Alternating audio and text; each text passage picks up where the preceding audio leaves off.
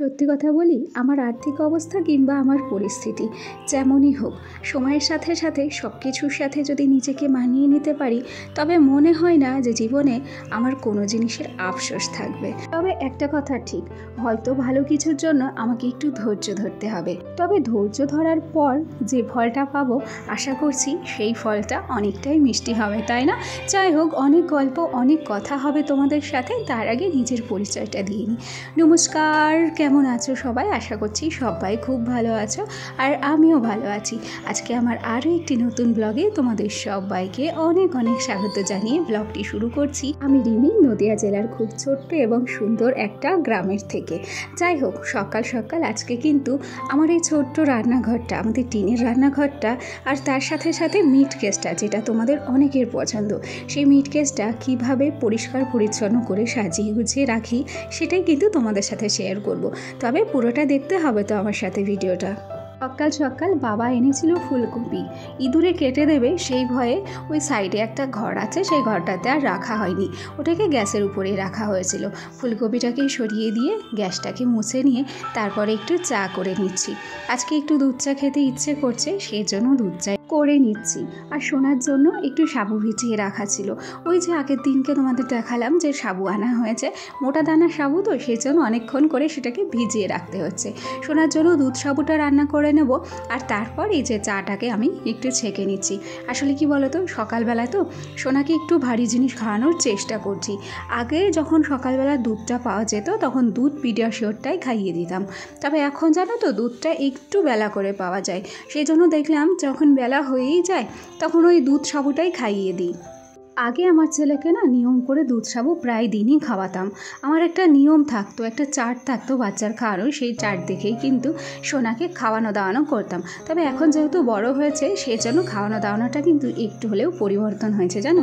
ওই যে সময়ের সাথে সাথে সব কিছুরই পরিবর্তন হয়, সে বাচ্চা কাচ্চার ক্ষেত্রেই বলো কিংবা আমাদের বড়দের ক্ষেত্রেই। তো যাই হোক, দেখো তাড়াহুড়ো করে চাটুকু খেয়ে নিয়েছি, সোনাকেও কিন্তু দুধ সাবু খাইয়ে দিয়েছি। আর তারপর এই যে বললাম যে রান্নাঘরটা আজকে একটু পরিষ্কার পরিচ্ছন্ন করব, সেটাই করতে চলে এসেছি। সত্যি কথা বলতে কি জানো, আমাদের মতো মায়েদের না ঘড়িটাকে হাতে বেঁধে, ঘড়ি আগে ছুটবে না, আমাদেরকে ঘড়ির আগে ছুটতে হয়। কাজকর্মগুলো আমাদেরকে খুব তাড়াতাড়ি করতে হয়। কেন কি বলো তো, শুধু যে সংসারের কাজ আছে তা তো নয়, সংসারের কাজ, বাচ্চার দেখাশোনা করার পরে নিজেকেও একটু যত্ন আত্তি করতে হবে। তবে কি বলো তো, নিজের যত্ন আত্তিটার কথা এখন প্রায় ভুলেই গেছি আমরা। যাই হোক, গল্প করতে করতে আমাদের মিট কেসের বাঁ দিকটাতে একটা তক্তা আছে, সেই তক্তাটাকে ভালো করে মুছে ছোট্ট ছোট যে কৌটো কাউটাগুলো, চামচ রাখার স্ট্যান্ডটা, সেটাকেও কিন্তু বেশ ভালো করে গুছিয়ে নিয়েছি। আর এই যে আমাদের যে পুরানো চৌকিটাতে একটা ম্যাট পাতা আছে, সেই ম্যাটটা অনেকটাই বড়, তবে চৌকির কিছুটা অংশ বাদ আছে, অতটা পর্যন্ত পূর্ণ হয়নি। তো ওই জায়গাটাকে না সুন্দর করে ভেজা কাপড় দিয়ে মুছে নিয়েছি। চৌকিটাকে কেউ দেখে কিন্তু নোংরা ভেবো না, চৌকিটা প্রায় 30-35 বছর পুরানো। আর এত বছর পুরানো কাঠের জিনিস, ওই রকম ধরনের রং বদলে যাবে, সেটাই স্বাভাবিক। এই পর্যায়ে একটা কথা বলি, জানো তো, আমরা যারা ডেলি ভ্লগ করি, আমাদের কাজের ক্ষেত্রটা আলাদা হয় না কখনো। আমাদের এই সাংসারিক কাজকর্মগুলো না, এগুলো একই টাইপের হয়। একই ঘর, একই বিছানা, একই জিনিসপত্র, একই রান্না বান্না, এই সমস্ত করতে করতে আমরা মাঝে মধ্যে বিরক্ত হয়ে যাই। কিছু কিছু সময় জানো, ক্যামেরা সেট করতেও বিরক্ত লাগে, যে এই একঘেয়েমি কাজ আমার পরিবারের সদস্যদের সাথে প্রত্যেক দিন কীভাবে তুলে ধরি। সেই জন্য আমাদের খুব কষ্ট করে এক এক দিন এক এক রকম টপিক খুঁজতে হয়। এই যে দেখো না, যেমন প্রত্যেক দিন একঘেয়েমি কাজ যেমন তোমাদের সাথে শেয়ার করতে বিরক্ত লাগে, তেমন তোমাদের হয়তো দেখতেও বিরক্ত লাগে, তাই না? সেই জন্য আজকে ভাবলাম, কেননা চলো রান্নাঘরটাই পরিষ্কার করি, আর সেটাই তোমাদের সাথে শেয়ার করি। সত্যি কথা বলতে কি জানো তো, সামনে আমাদের বাড়ির কাছে বিরাট বড় অনুষ্ঠান, আর ছোটবেলা থেকে খুব উৎসাহের সাথে সেই অনুষ্ঠানে আমরা যোগ দিয়ে আসছি। জানো তো, ছোটবেলার কথা মনে পড়ে গেল। আগে সব বান্ধবীরা মিলে ভোর 3টে নেই 4টে নেই এই অনুষ্ঠানের জন্য উঠে দল বেঁধে বেরিয়ে পড়তাম। এ পাড়া ও পাড়া, সমস্ত পাড়া ঘুরে ঘুরে বেড়াতাম। জানো, আজও সেই অনুষ্ঠান হয় খুব জাঁকজমক করে, তবে সেই ভোরবেলাটাতে আর ওঠা হয় না। সময়ের সাথে সাথে সব কিছু পাল্টে গেছে গো। আগে সেই ছোট্টবেলার দিনগুলো পার করে এসেছি, পুতুল খেলার দিনগুলো আর নেই। এখন সময়ের সাথে সাথে বয়স হয়েছে, বাচ্চা হয়েছে, বাচ্চার দায়িত্ব নিতে হয়, সংসারের বোঝা কাঁধে চেপে এসেছে। সেই জন্য অনুষ্ঠানটাতে অংশগ্রহণ করা হয় ঠিকই, তবে সেই মজাটা এখন আর পাওয়া যায় না। সব কিছু সামলে তবেই কিন্তু অনুষ্ঠানের আনন্দটা উপভোগ করা হয়। যাই হোক, গল্পে গল্পে তোমাদের সাথে কথা বলতে বলতে ওদিক থেকে চৌকিটাকে কিন্তু আমি বেশ সুন্দর করে গুছিয়ে নিয়েছি।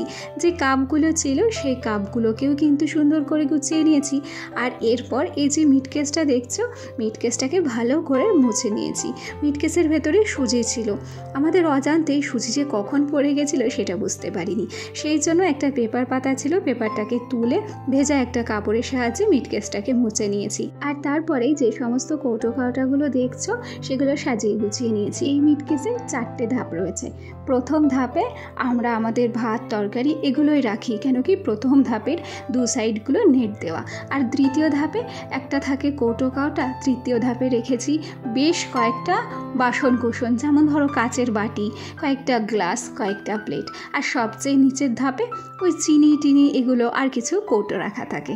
এইভাবেই কিন্তু আমাদের মিটকেসটাকে আমরা গুছিয়ে রাখি। তবে একটা সত্যি কথা বলি, অনুষ্ঠানের দিনগুলোতে না ওই অনুষ্ঠানের আনন্দতেই মেতে থাকবো, যে কারণে হয়তো ঘরের দিকে নজর দেওয়া হবে না। সেই জন্য সময় থাকতে থাকতে ভাবলাম রান্নাঘরটাই পরিষ্কার পরিচ্ছন্ন করে গুছিয়ে গাছিয়ে রাখি।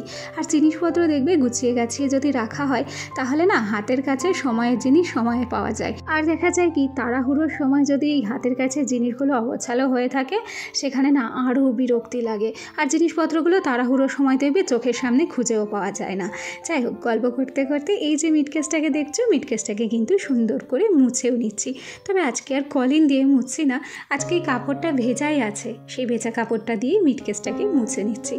এ পর্যায়ে একটা কথা বলি, আমরা খুব সাধারণ ঘরের মধ্যবিত্ত পরিবারের, তোমরা তো দেখতেই পাও আমাদের ঘর বাড়ি। আমাদের কিন্তু কোনো নামি দামি সত্যিই কোনো কিছু নেই, তবু নিজের যেটুকু আছে সেটুকু দিয়েই কিন্তু ভিডিও করি এবং সেটাই তোমাদের সামনে উপস্থাপন করি। অতিরঞ্জকতা কোনো কিছু আমি কিন্তু দেখাতে পারি না। যাই হোক, গল্পে গল্পে নিজের কথাই বলছি। ওদিক থেকে আমাদের যে আরও একটা রান্নাঘর আছে সেখানে একটা মাটির উনুন আছে, সেই উনুনেই কিন্তু মা রান্নাবান্না চাপিয়ে দিয়েছে। তবে আজকে রান্নাবান্না কোনো কিছুই শেয়ার করতে পারছি না, কেন বলো? এই যে এই জায়গাটা পরিষ্কার পরিচ্ছন্ন করছি সেই জন্য। গল্পে গল্পে মিটকেসটা পরিষ্কার করার পর তারপরে সাইডে ওই যে টিনের বেড়াগুলো দেখছো ওগুলো আলকাতরা দিয়ে রং করা, সেগুলোকেই ভালো করে মুছে নিলাম। তারপর গ্যাসের টেবিলে যে কাপড়টা পাতা থাকে সেটা অনেক দিন পাতা ছিল না, ওটাকে মা ধুয়ে রেখেছিল, সেটাকেই পেতে গ্যাসটাকে আরও একবার করে পরিষ্কার করে নিয়েছি। আর এবার চৌকিটাকেও বেশ ভালো করে মুছে নিলাম। ওদিকে আমাদের ভাত হয়ে গেছে, সেটাও কিন্তু তোমরা দেখতে পেলে। ভাতের হাঁড়িটা চৌকির উপরেই নামানো আছে। আর আজকে মিটকেসের ওপরটাকে একটু অন্যরকমভাবে সাজানোর চেষ্টা করেছি। একটা ছোট্ট মানি প্ল্যান্ট রেখে দিয়েছি মিটকেসের উপরে। আর এই যে মানি প্ল্যান্টের যে কৌটোটা দেখছো, এই কৌটোটা মিষ্টির দোকানের কৌটো, আর সেটাকেই এশিয়ান পেইন্টের কালার দিয়ে কালার করে নিয়েছি আর ছোট্ট ছোট্ট ফুল দিয়ে ডিজাইন করে নিয়েছি। যাই হোক, আমাদের হাইফাই কোনো রান্নাঘর নেই, এই ভাঙা টিনের রান্নাঘরটাকে এভাবেই সুন্দর করে সাজিয়ে গুছিয়ে রাখি। আর সত্যি কথা বলতে কি, আমাদের যেটুকু আছে সেটুকু নিয়েই আমরা অনেক খুশিতে আছি। এই দেখো, গল্প করতে করতে আমার মিটকেসটা তোমাদেরকে কিন্তু দেখিয়ে দিলাম।